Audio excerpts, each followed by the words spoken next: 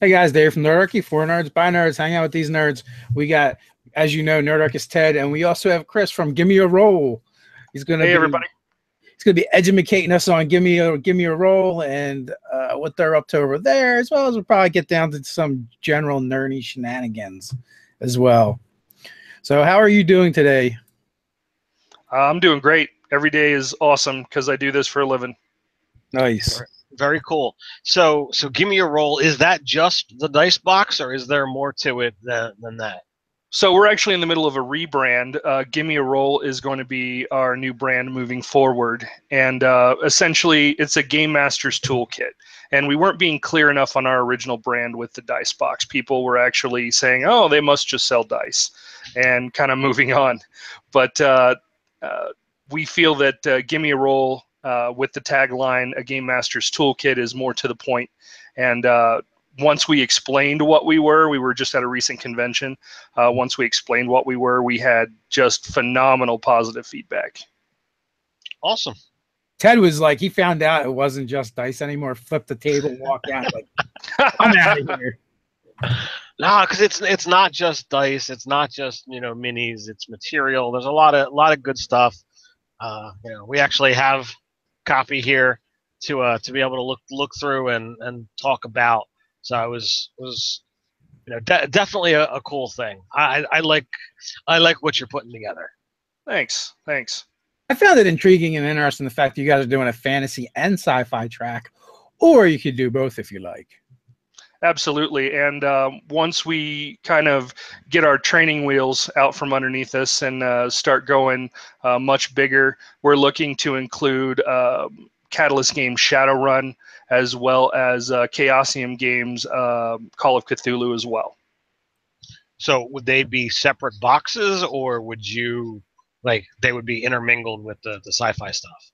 It's all separate boxes. Each has a fully contained adventure, maps if necessary, miniatures if necessary to run the game, as well as dry erase little player plaques that give people a chance to put their name for their character so people don't forget, as well as their stat bonuses for secret roles for the GM behind the screen. Very cool. System agnostic, system specific.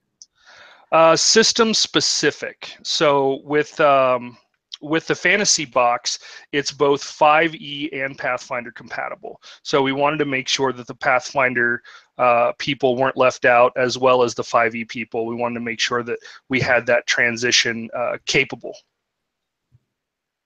And you, before we start, you said you're actually doing all the writing, right? Yes, I do 100% of the writing. So love it, hate it, you're the guy. That's right. So when was official launch? Official launch was September. Okay. Yeah. So how's the response been so far? The response has been slow going. As I said, with the Dicebox brand, a lot of people just assumed we sold dice and just kind of moved on from there. Despite all of our many advertisements that said, "Hey, we're not just dice; we do all these other things." So it's been a modest recognition. But once the new brand rolls out, as a matter of fact, our website is live with the new branding and everything. We actually got our marketing team on that ASAP. And we expect just a huge response. As a matter of fact, we've been getting a lot of response from a very unlikely source, elementary schools. Really? Yeah. As a matter of fact, there's a lot of elementary schools around Colorado that are looking to start D&D clubs for 10, 11, 12-year-olds to kind of learn how to game. We have kind of presented ourselves as it's not just a game. It teaches you, as a gamer, I'm sure you're very aware of this, teaches you unique problem-solving skills, teaches you how to think outside the box, teaches you how to deal with problems, not necessarily in a violent way, in order to achieve your goals. So was that something you guys sought, or it just kind of happened? It just happened. As a matter of fact, it just happened last weekend of all things. We were at a small convention in Colorado called Tacticon, and a gentleman came over and he bought our first 2 boxes, and he said, I'm actually buying these to teach my 9-year-old son how to be a game master, and this is a great tool for that. And I'm like, absolutely. We kind of designed it for newbie GMs, but we have a lot of the additional flavor for veteran GMs as well, to kind of get their hooks in it as well. And then he came back and said, how would you feel about coming to my school and teaching these kids about D&D? I run an after school program, and then I just kind of spread from there to the other schools. So you've said we a number of times. How many people are behind Gimme a Roll? Me and my wife. My wife is the brains on the talent. So I'm just kind of laughing because this is completely unrelated, but in the chat, one of our regulars is over in Japan, and he's like, I've just got an alert on my phone for an earthquake, a measly 5.9 magnitude. Nothing to keep me from staying nerdy. Just want to say, I'm glad I live in New Jersey. We don't get earthquakes. The ground does not shake. Nice. Yeah, that is a happy thing. So how long have you been involved with gaming? 27 years. Nice. Since I was 13 years old, I ran my first game at 13. I'm 40 now, so running games at 13. That's pretty hardcore. Yeah, I started with D&D Second Edition. Actually found the books at a secondhand bookstore. My grandmother bought them for me, and I was like, "Well, this is amazing," and I just kind of took off running from there.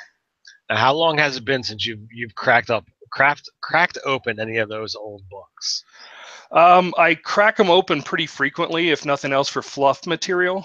There was a lot of really talented writers back in the 80s and 90s that kind of get overlooked today because there's a lot of up and comers today that do pretty good work. But I'm very much a fan of rolling back the clock, so to speak, to get some of that old school flavor in there, get some of that real meat and potatoes that Gary Gygax himself kind of taught us how to do. Yeah. So reason I ask is a little while ago we ran a Gamma World game, which in that many worlds collide. So I was actually playing my character. He was a myconid because he was a fungoid creature, but an actual gaming shop had collapsed into the Underdark. So I literally had the first edition books on my character sheet. I had them as items, and then I used them as references for the actual game. It was a whole joke thing, but looking at the layout of the older books versus third edition versus Pathfinder or fifth, it's really weird how everything is significantly changed. And I didn't know whether you had any thoughts on that. Well, I think it has changed, in my opinion, for the better. It's given a lot of people who were intimidated by rules heavy, like THAC0 and what have you. It's given them an exposure to gaming that otherwise we would have missed. Same way with the with the Marvel and DC movies that are coming out. As a comic book nerd, I'm a major comic book nerd. A lot of this stuff would be lost on the next generation if it wasn't for some of these movies that are getting them intrigued to go and check it out. Yeah, you mentioned THAC0, and I always like to share this amusing thing. I gamed for a long time playing second edition. Dave was my DM for many years, but I had other game masters besides, and it wasn't until I had been playing for years that somebody actually pointed out that THAC0 stood for 2-hit AC 0. I just thought it was gaming term. They made up this word THAC0, and that's what it is. Oh wow! So I'm using anecdote about Ted's gaming background. Well, speaking of old time gaming, next week we're going to have Frank Menzer on, so I think that's worth mentioning. He did. Cool. He did all the box sets except for the red one, I think. Oh, really? That's awesome. Yeah. So some old school stuff. So you before we started, you said you're currently in a long running campaign yourself. I wouldn't call it long running. It's only been running 2 years. My typical campaigns run between, 7 and 10 years respectively. Um, Oh, so this one's still an. yeah, it's still in its infancy. The players are level 7. 7 after 2 years? Yeah. Wow. Dave, see, you got someone to look up to. Dave back in the day used to run. We would run every week, and as I said, Dave was DM for a long time, and he would nickel and dime us with XP, and we wouldn't level for who knows how long. But 2 years and only gaining 6 levels. I don't know of any game that's ever been like that. We had someone on here. We had someone on here the other day, and they had a similar story too. I think it was. I want to say it was Rich from Esper Genesis, but so they're out there. We're out there. That's right. That's right. For us, it's more along the lines of getting together. The characters, their personalities, kind of take over, and we just kind of gel. The game started, so I started the game with everybody locked away in prison for doing something they were either accused of or actually did, and then a prison break happened. Someone hired a druid to coerce some purple worms to come through and wreck the prison. And so they got busted out, and now they're running around trying to keep their identities a secret as to who they really are, and trying to be the heroes that they wanted to be to begin with. Very cool. How do you coerce a purple worm? It was a high-level druid. I don't know. Ask the. He's like, what do you do for a Scooby snack? No. What about two Scooby snacks? You could ask the agents of Narcitus. They had one attack Griffin Gaff in my last session. That might have been like straight up mind control, though. Well, that's true, but there's many different levels of coercion, my friend. That's true. That's true. So, what drove you to do what you're doing now? What was the impetus to get things started? Well, as a gamer, it frustrated me to go into my gaming store and look at, Rise of the Rune Lords, Crimson Throne, these adventure paths that exist, and think to myself, how many of my players have actually already run through this? How many of my players have actually already read this? And how many of my players are going to use that out of character knowledge to kind of further the game, make it go a little faster, find things that they maybe wouldn't have otherwise, so on and so forth. Another problem I had was picking up these adventure paths and saying, okay, I need a ship map, and going and looking through the maps, and of course they don't have one. Say, hey, I need a ship map. Well, we don't have one, but we can special order it. Well, my game is in 2 days. I don't think it's going to be here in time. Or I need this miniature for this adventure path, and you guys don't have it.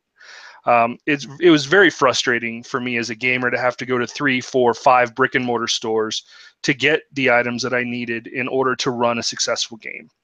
And one day I just looked at my wife and I said, wouldn't it be cool if one of these crate companies like Dungeon Crate or RPG Crate, if they would just put a game in a box, a session in a box, the miniatures correspond with the session, the map corresponds with the session, the adventure corresponds with the map and the minis. Wouldn't it just be easier if they could just do that instead of give me, I don't know, like a D20 coaster? A D20 coaster is nice, but it does not help me run my game. It'll just preserve your table. That's right. It's far more important. Yeah, I do. I have an 8-foot conference table that I run my game on, and this behind me. We also have an 8-foot table, but ours is a pool table that Ted just converted over. Aha! 2 games in one.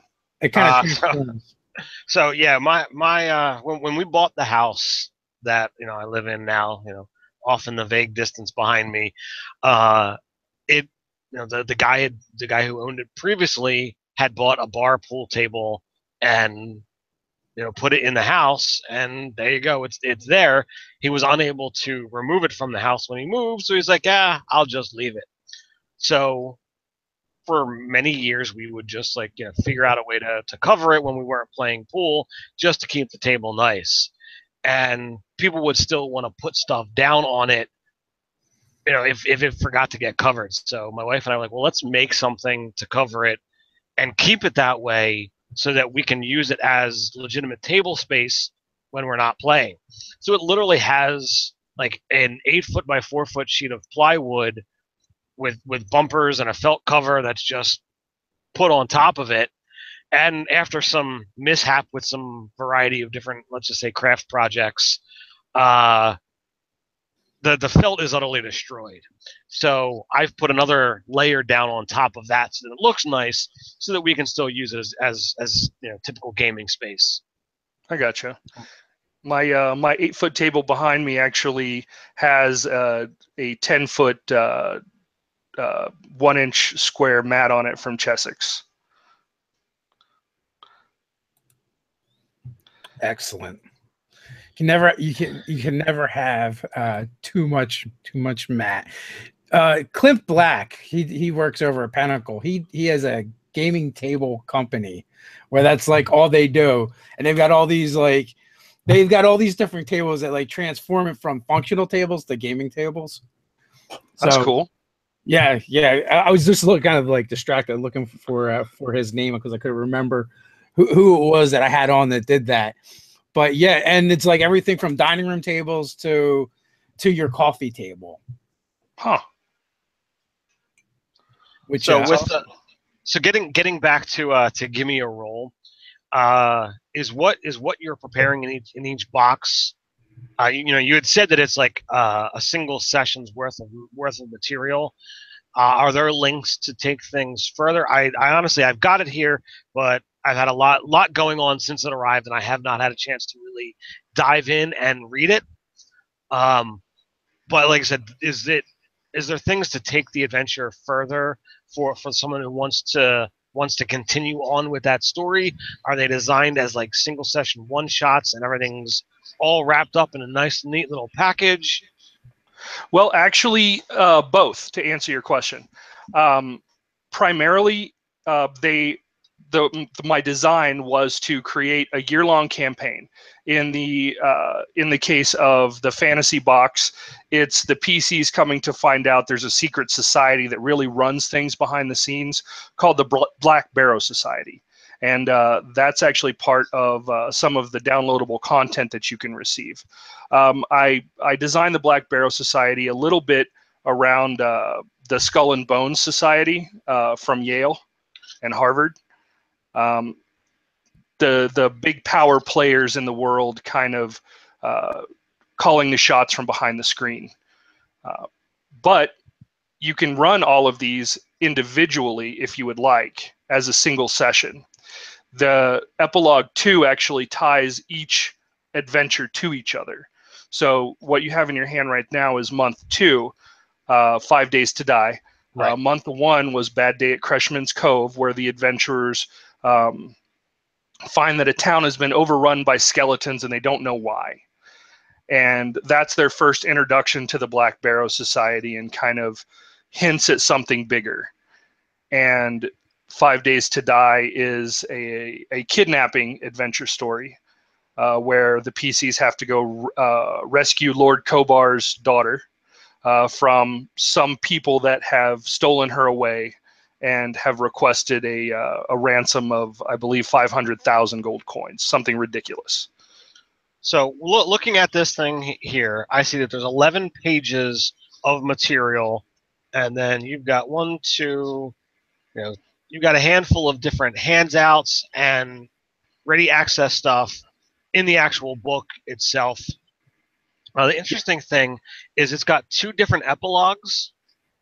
So is that depending upon which way characters go, or like is there something that'll say, oh, go from here to Epilogue 1 and you can get into that, or is there? Do you want to get into that at all? Sure. So Epilogue 1 is, as you were saying, ties the adventure up in a nice little bow. and says, okay, you finished the adventure. Congratulations, this is what's happening. Epilogue 2 takes you to a different part of the world. It's a cutscene where a member of the Black Barrow Society is doing his dastardly deeds, and you find out you meta find out, your characters don't really find out, but your players find out that the reason why you were on this adventure was to take your attention away from something else that they were doing. So this is a way for you to kind of deliver this as like either a TV show or a movie, where it's like, okay, you've got the end credits, and then epilogue 2 is your, all right, now here's a little bit of insight, and it's a lead into the next adventure. You got it. Awesome. So when you sign up for Give Me a Roll, do you sign up for box 1 or you get this month's box? So we have, it'll be whatever the month is currently running, but we do have plenty of backstock for people who want to get in at the ground floor of the adventure. That was one of the things that we came to an agreement on, the wife and I. She didn't want to have a lot of backstock, but I'm like, look, if people want this whole adventure, we need to have the whole adventure ready for pickup. So that's kind of where we stemmed from. And not only do we do the box, so it has all the miniatures and everything in there, but say you're an old school game master like us three, you have all the miniatures. You don't need any more skeletons so the cat can eat or anything else.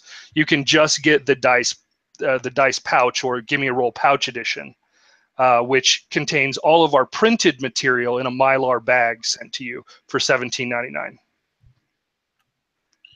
That's definitely Go ahead, Dave. That's what I was going to say. I was actually looking for your site right now, which you guys can find it in the description below, as well as the Facebook link. I knew the starting buy-in was around $17-18. Yeah, and that's for the pouch edition. You bet. All right, so diving into the stuff that's here, you described that there's the table tents for you to put your character information and stat bonuses and stuff on. I think a lot of people have seen those before. I didn't feel the need to pull those out. You did see that I pulled out the 5 days to die, and that's the self-contained adventure, right? It is, and our art's actually done by a very talented artist from Brazil named Luis Prado. Then we have the fortuitous encounter of Scribe Percival Velod. And is that related to the adventure, or is this something else entirely?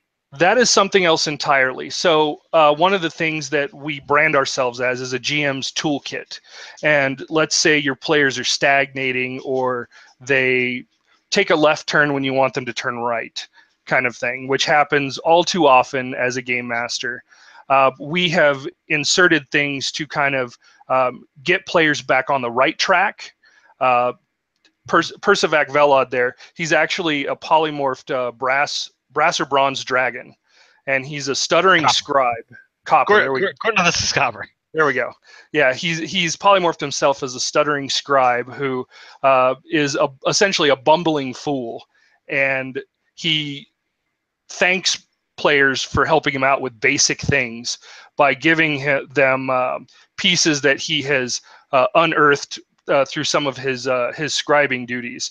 And his whole thing is he was a copper dragon who adventurers raided his hoard, and he got super mad about that. So now he's essentially product testing his traps on adventurers to see which ones will actually work in his lair and which ones need tweaking. So he builds these false layers and gives tips to the players to go and check them out. And okay, this one worked really well, but this one didn't do so good. Okay, so then they'll meet him again and be like, oh well, I found this temple you should go check out. And essentially it's, oh, this trap worked really well too, so I'm going to add that to my layer, but this one I can just discard. And then we have Ellicott's Elixir Emporium and the Neighborhood Kitchen, Tavern, and Inn. So are these just locales that you could be able to put into your game? You bet. They fit anywhere in a fantasy setting. Again, one of the things that I found out cutting my teeth as a GM at the young age of 13 is sometimes your brain doesn't come up with spots of interest that the players want to go check out on the fly like that. So those little cards are designed essentially to to bail out a GM if he's kind of struggling to figure out, a spot that they can go to sell items or what have you. So real quick to interrupt you, Jay Kawa in the comments says, product testing his traps on adventurers is how I'm starting my next session. Nice. So that is pretty awesome. And locations that you can be able to throw out there are incredibly useful. There's sometimes DMs, GMs are just not quick on the fly to add something unique and interesting, and to have ready-made things at hand are always something that's cool. And I mean, an Elixir Emporium, that could easily be like a hard brick and mortar shop, or you could even like have that be somebody who's just on a cart, and that could be on the road somewhere. So it's You bet. The Elixir Emporium is actually kind of funny. Ellicott just inherited that. He just bought it from the city. Something happened to the previous owner, who was also an alchemist. He has actually just graduated from the alchemical school, and he's very excited to be in his own business. But because the previous owner disappeared, there's a lot of elixirs and potions that he just don't know what they are. So they're 75% off, and good luck. So I gotta say, you're referencing this material almost like you wrote it all yourself. I know. So then the last thing that I have here in the box is the full fold out maps that are from the locations that are in the actual prepared adventure 5 Days to Die, and these guys are, or at least one of them is double-sided, so you have 3 different places that you can be able to use. And then not only can you use these for the adventure itself, you can then wind up moving that to, oh well, I need another tavern or another whatever have you, and you can use it. This one says the Gordland Estate 2nd floor, so I was like, okay, well, there you go, you've got options. Yeah, absolutely. And that's, anytime you would need, some sort of ruined estate or ruined mansion, maybe you're doing ghost hunting or whatever, if you're an adventurer, and you can use those time and time again. They are dry erasable. We actually figured out a neat little way to do that very inexpensively to make sure that gamers can utilize those again and again, if not for that adventure, for any adventure that may need something similar. And that's what we're doing in Starfinder as well. We're going to be having the Starfinder compatible game. We're going to be having maps made that are one-sided, are the specific location that you're going to, and on the back side it's just going to be generic space. So in case you're in the middle of a space combat or something, you flip 5 of those over, and you've got a pretty large space expanse to utilize. So very cool. There's a couple things in the chat. So Ember Shade, maybe you could send your stuff to Doug Davison of Fantasy Grounds and sell your stuff there. So is there any plans to for any of the digital venues, for any of the virtual tabletops? Yeah, I'm sure that we can figure that out. That shouldn't be too bad of a thing. Most of our stuff comes through digitally anyway before we send it off to be printed. So that'd be just another place where you could definitely put that stuff up. Someone had asked, Jay Kawai asked about who's the cartographer. Actually, we have a wonderful map maker. His name is Dan Slack. He lives in Texas, and he gets us our stuff on time every time. He's pretty spectacular. Nice. Cool. So going back to the digital thing for a moment, have you thought about a pure digital option on the site for the months? We really hadn't considered it, but I mean, it makes sense. There are a lot of people out there who, they don't have a lot of the table space or the shelf space. If for those out there who are familiar with the channel, Ryan, formerly Nerdarchy Ryan, he didn't want to buy the books. He wants them all digitally. That's the way he reads. That's the way he does all his stuff. So like that could be okay, you'd save on the shipping cost. You could offer a lower rate, and it's literally, you sign in, you buy the stuff, or it's if you offer the digital crate, they could literally download and just use it off of their device right there at the table.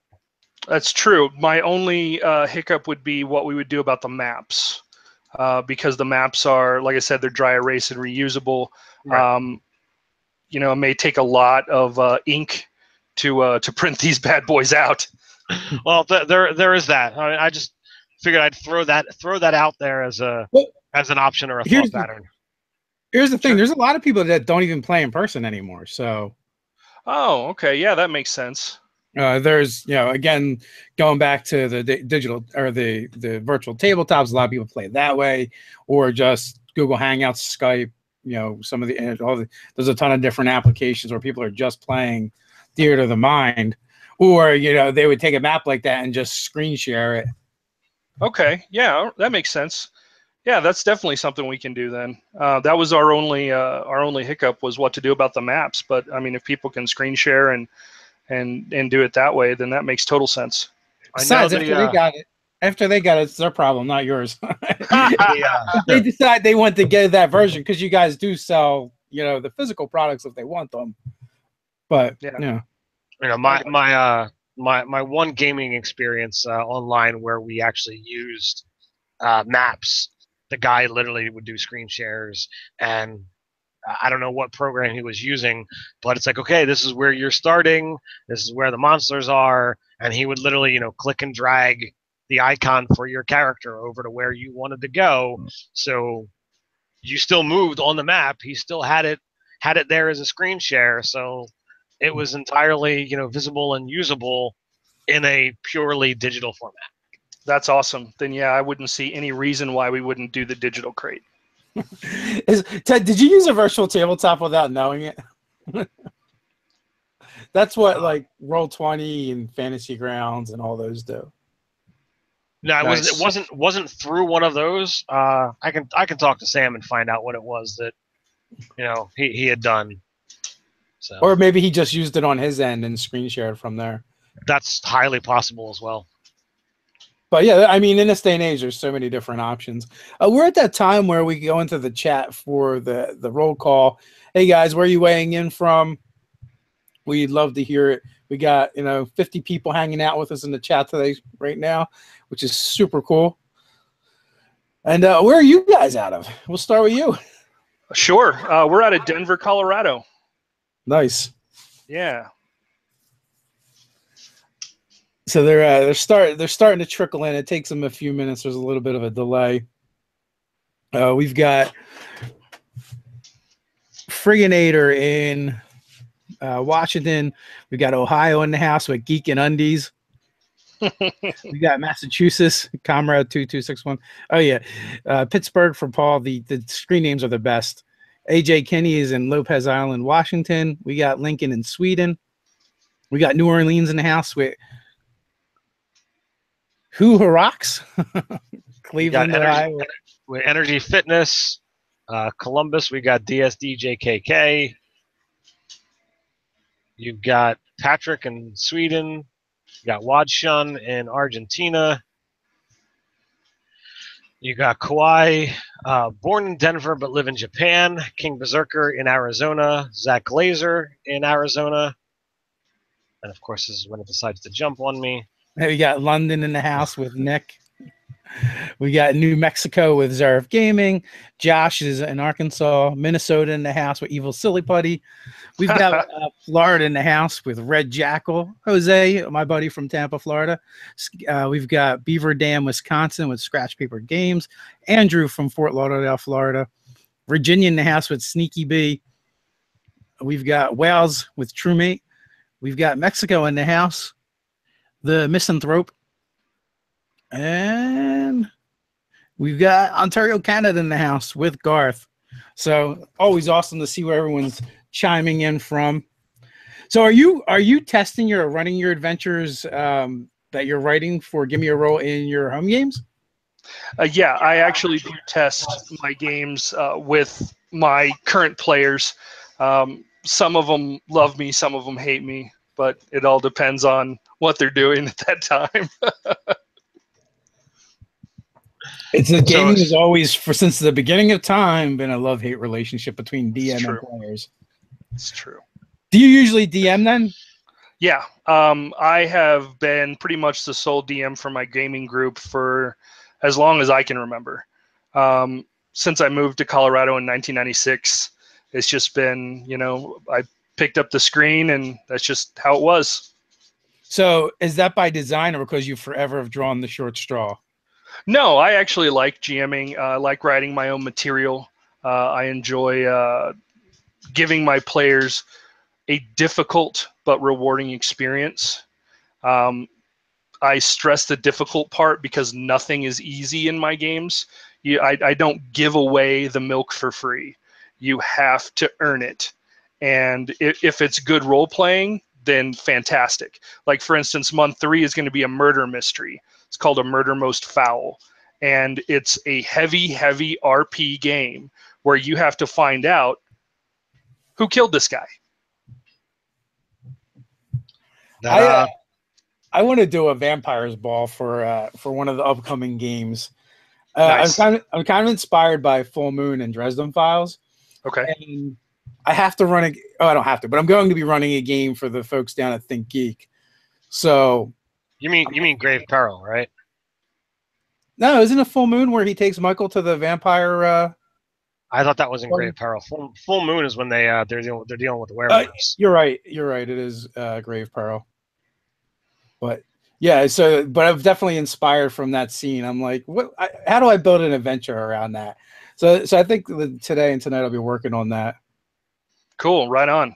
And the thing is, I don't want it to be like, this isn't you go to the ball and fight vampires. Like, that is like that's going to be the last thing they want to do, I think. Absolutely. And that's kind of where month 3 kind of weighs in, is that you could just go and try to fight people. So one of the things that came up when I was playtesting this was, I want to cast Detect Magic and see who has magic. Well, this is a party of the 1% of the 1%. Everybody has magic on them. It's all charisma magic and intimidation magic, all this stuff that boosts their physical prowess to get these dirty deeds done that they're there for. Yeah, that's what I'm thinking. I want to do something that's more like intrigue, investigation, mystery. There's a problem to solve, but a sword is going to make it very difficult to get it done. Maybe they have to rescue one of the kind or something like that. I don't know. There you go. Maybe I can even work in the blood scene from Blade as well. It's just going to be a mishmash of every vampire thing that I've encountered in my lifetime in like one session. That's a lot of vampire stuff, Dave. Well, there is no shortage of that. Yeah, except for there will be no sparkling vampires. Well, they're not vampires. So, you said you play one game a week, a weekly game. Have you done any online gaming? I used to do a play-by-email that was really fantastic. It was a superhero email, play-by-email game. It was run by a guy that was just phenomenal. He was just phenomenal. It was absolutely amazing. But with all this writing and everything that I've had to do, it just kind of fell off the radar for a while. I game whenever I have the opportunity, but because I'm writing so much material all the time, I put my kids first, my business second, and my playtime third. I was actually thinking more along the lines of like everyone and their mother now uses streaming as a method of advertising their game and their products and what's going on. Oh, yeah, I haven't done any streaming games personally. I did do a game on Roll20 a couple of times for a good friend of mine, JP Chaplot. He does the Neo Exodus stuff. He always invites me to play test some of his adventures. When I have time, of course, I always do. But no, I haven't done any streaming myself. That sounds like an interesting concept, though. Well, I think so, since we do a lot of it. So does he work with? He works with Lewis Porter Jr. then? That's correct. Yeah, because you said a thing I knew about, I mean, a thing I didn't together. Like, wait a minute. Yeah, he's a good guy. He actually was in Denver for a while. Yeah, but we happen to be friends with Lewis Porter Jr. and I think we even backed the Neo Exodus campaign book. Matter of fact, it should be getting here soon. Nice. Yeah, I have a Neo Exodus campaign book here somewhere. I think I just got notification this week that that it shipped from the Kickstarter. So right on. So that should be good. Excited about that. Always excited to get new gaming materials. Heck yeah. I'm considering potentially reaching out to World of Darkness and seeing if they're interested in us doing a World of Darkness crate as well. That might be fun. So that could be interesting. We just had Jason Caro on the show the other day. Oh, right on. He was a lot of fun to talk to. Good guy. I had actually met him at Gen Con. Satine Phoenix and Rudy Rutenberg had introduced us. And at Gen Con, there's always so much going on, so many people. I didn't really have time to really talk that much. So I'm like, the show is a great way for me to like circle back to people that I bumped into and getting some time to hang out with them and talk. Right on. Yeah, that's a good idea. So yeah, so he's a really cool dude. So, if you're thinking about reaching out to World of Darkness, do you have the time to be able to produce five crates, or would you need to bring more people on? At that point, I would consider hiring an additional writer to make some of this stuff happen. I'd provide the framework of what I'd like to see in the adventure, and then allow them to take over their creative ways to make that happen. Okay. Just curious, as I know how much work we do for Nerdarchy, and we've attempted. I'm a horrible writer myself when it comes to actually putting down the written word. But I've attempted to actually write a full-fledged adventure, and I know how much work goes into that. So I could not imagine trying to do 5 of those every single month. Apart from reaching out to different vendors to get all the different pieces that you're going to need, talking to a map maker to get all the maps that you're going to need, all the extra extras that come along with it. Yeah, well, I do have a partner. My wife really has my back when it comes to making this happen. She's been 100% supportive of my writing career and has been nothing but a positive influence and my personal cheerleader when it comes to getting stuff done. She never gets on my case. She's like, I know you can do it. Let's get it done. I'm like, okay, dear, I'm on it. Nice. So DSDJKK, do you have a way to order backflow items you left over from crates? You did mention about being able to order back crates. Absolutely. Our website, gimmearoll.com, you can order month 1, you can order month 2, you can order month 3. Month 3 actually closes in, I believe, 9 days. Is it 9 days? Yeah, 9 days.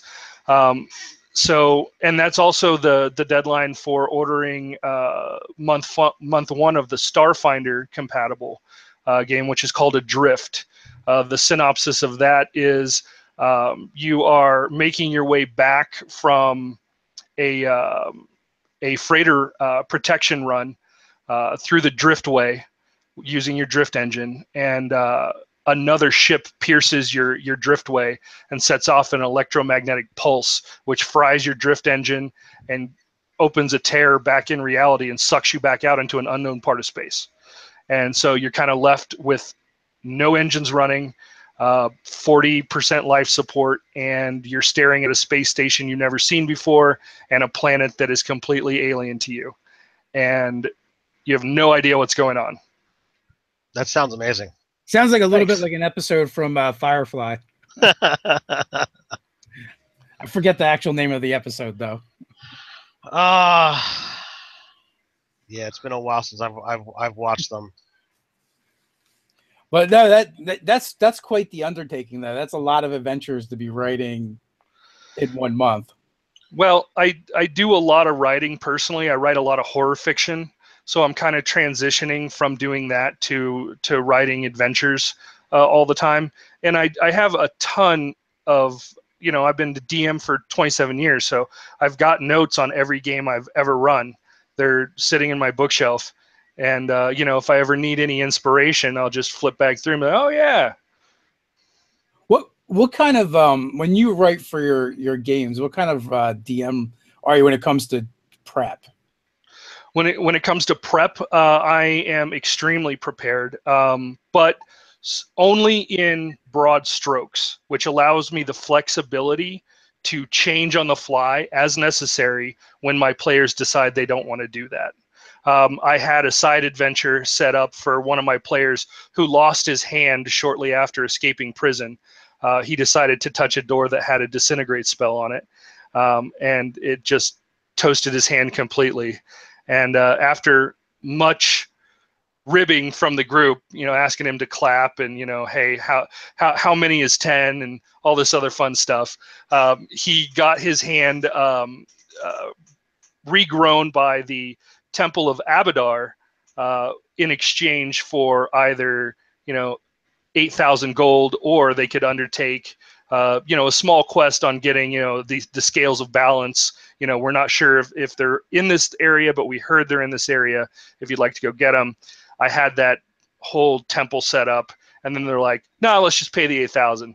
I'm like, "All right, well, I'll just set that aside. And I'll use it for something else." And, my broad strokes then allowed them to essentially flee the scene. They took some books from this long forgotten wizard's tower that they had found while they were escaping through the purple worm tunnels underground. And this thing has been buried for 200-300 years. And they found these books that were written in ancient Aslanti. They couldn't read them. Not even comprehend languages would help them do that. So they started trying to shop them around to various magic item people, various storefronts, and someone took particular interest in them who happened to be a crime boss. Granny Triz was the crime boss. She's like 90 years old. She runs this tiny little magic shop, and they took her generous offer and declined it. So then they've had Granny Triz following them for at least half a year, because she gave away an amulet that had been illusioned to look like an amulet of, or a holy symbol of, the goddess Pharasma, which one of my players is a cleric of Pharasma. So she took it without any questions and put it on, and it was an amulet of inescapable detection. So every time they would fall asleep, they would be ambushed by these thugs who would beat them up, rifle through their things, and when they couldn't find the books, would leave. So all their magic items would still be there, because Granny did not want the law involved. So she's not going to try to steal everything on them. She just wanted the books. So after about the 6th or 7th time they got beat up in the middle of the night, they started thinking something was wrong. It sounds like something was wrong. We got a couple of questions in the chat. Sure. The first one is from DSDJK. I like to write up small encounter dungeons. I'm not the best writer, but how would you suggest getting my material out there for the public? Well, getting your material out there is a difficult thing. One of the things that we have done is we've reached out to various companies, asking them if they'd like to review our product. And that means taking a hit when it comes to sending it off, but it's definitely doable. We sent Nerdarchy a copy a month too. We sent Dawnforge Cast, a copy of month 1, or just, going on Facebook, say, hey, there's a lot of great Facebook groups out there, Pathfinder groups, D20, RP D20 groups. Say, hey, I'd like some feedback on this. Let me know what you guys think. Hit me up if you'd like it. And I send off, a couple of potential things that I'm working on, and they say this looks great, or I tweak it here. It might be a little upsetting to players to do this or to do that. The internet is full of good advice, but the internet is also full of trolls. So be careful. So Zareth Gaming, do you have any other theme crates you're working on other than fantasy, sci-fi, and horror? I don't actually know how you would, but I would actually mutate and twist this question a little bit and say, do you have any others you would like to work on? Not that there's a whole lot after that. They're the 3 big ones anyway. Well, absolutely. I'd love nothing more than to run or to produce a Shadowrun crate. Shadowrun is amazing. Cyberpunk is fantastic, and the guys at Catalyst Games put out a solid product. Now, they don't put it out regularly, but they put out a solid product when they do, which I believe is really, really important. I have every single book that has come out for this new edition that has been published by Catalyst. They have done a fantastic job, and I would love to be involved with them to work on that. So I'm going to jump in. What kind of extras do you have going into like the Starfinder crate?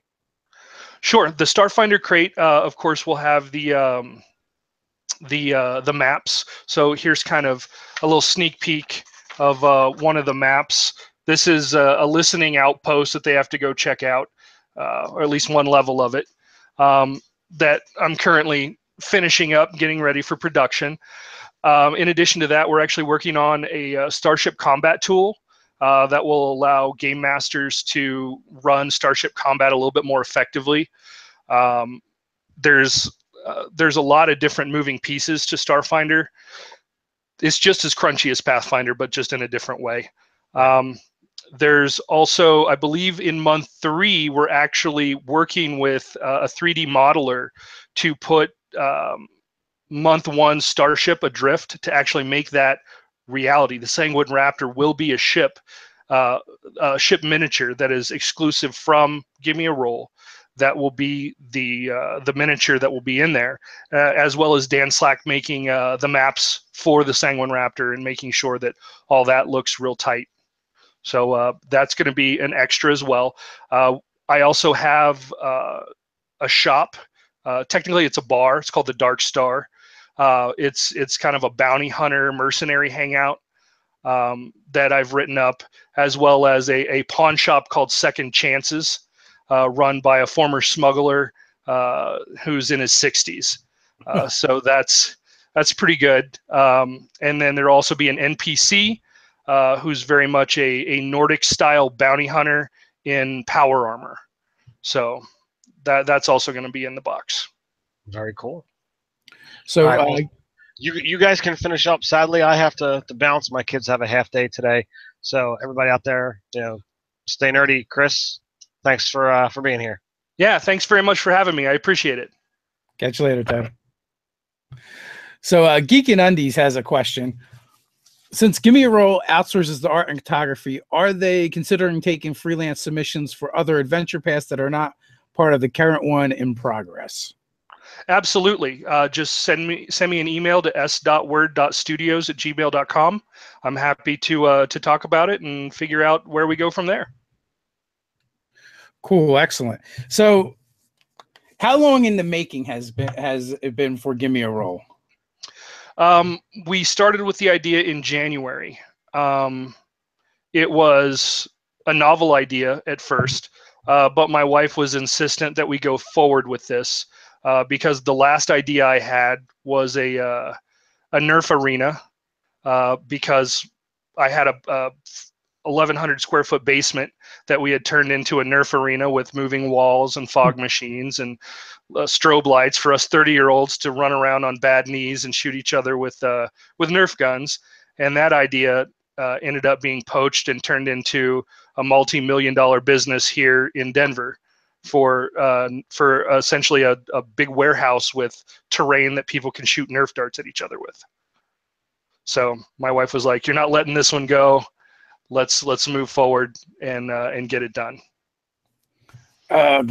So it was literally poached, or someone else came up with the same idea and executed sooner? I am almost positive it was literally poached. I believe the guy actually played at my house a couple times. Ah, bummer. That's all good. You know, he's doing really good, and that makes me happy. It means you got some good ideas floating around in that noggin of yours. Yeah, totally. Huh? That would be fun. I know, like, one of the most successful birthday parties we had for my son. His birthday's in the end of November, so it's always tricky because my daughter's real easy because her birthday's in August, and we would just have a pool party. We would have get one of the bounce houses, and the kids were good to go. They would just run back and forth from the bounce house to the pool all day long. We really didn't have to do anything, But November, it gets colder. You have to figure things out. So the one year I went to I hit up all the dollar stores and bought all the cheap knockoff Nerf guns I could, and just put those all out. And my wife and my mother-in-law, they had this idea that they were going to play games and they were going to come up with games. I'm like, no, they're not. They're just going to shoot each other in the eyes. That's all they're going to do. And that's pretty much what it was. But they had a blast just running around shooting each other with Nerf guns for like 2 hours. Heck yeah, that actually on my birthday is when we started doing Nerf guns in 2006, I believe. My birthday is December 21st. It's the shortest day of the year. So my buddies came over and they're like, "Well, it's snowing outside. There's nothing to do. We're gonna go check out Walgreens. We'll be back in a minute." And they came back with a Busby shotgun that it was really cool because it had loadable cartridges that you put the Nerf dart into the cartridge, and then you put the cartridge into the shotgun like a shotgun shell. Yeah. And then it would fire, and then you would breach the shotgun, and the shells would pop out. They literally would just pop out. And we were having a lot of fun with that, and then somebody said, "You know what? Let's try this." And they went down to my basement and took my grinder out, and they turned it into a sawed-off shotgun. And they're like, "Now we're talking." And then we went to Walmart and spent like $400 and bought every Nerf gun they had, and then we just started shooting people in the face in my basement. Nice. It's all you need. Yep. So we're coming up against the hour here. What is something you want to leave people with? I want to leave people with this. Gimme a Roll is a GM's toolkit. It's specifically designed for game masters. If you are a current experienced game master, it allows you to run a session in a box with minimal to no setup time. If you're a new game master, it's the perfect tool that you can use in order to get those beginning games under you and get your footing before, as you and I grew up, there were existing DMs, but they didn't give their secrets away. They're like, "Okay, no, this is my stuff. You do your stuff." And there was a lot of tripping and falling involved. So with this box, I want to take a lot of that mystery away. Hey, these are easy transitions to do. Here's some easy things that you can add in order to make your game flow well. Awesome. It sounds great. It sounds like there's a bunch of different options for getting involved with Gimme a Roll. Whether you just want the pouch or the whole shebang for sci-fi, horror, and fantasy, and who knows what's going to come down the road. But either way, there's links in the description. You guys can go check that out. I want to thank you for coming on, Chris, and thank you guys for hanging out with us today, as always. And we'll be back here on Monday at the same time. So until next time, guys, stay nerdy. All right. Thanks very much. Have a great day.